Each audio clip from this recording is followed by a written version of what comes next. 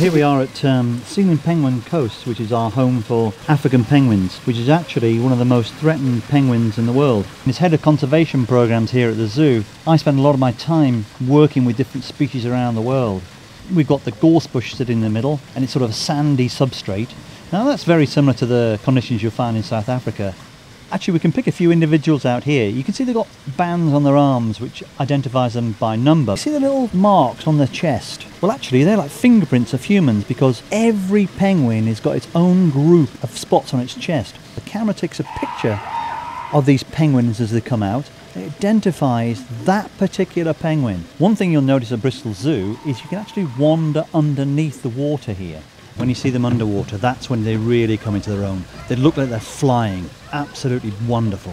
Most penguin exhibits have fresh water. This is actually salt water. We add salt to it, so it's much better for the animals themselves, and that all helps about the animals' welfare. If they're happy, it means that they're breeding.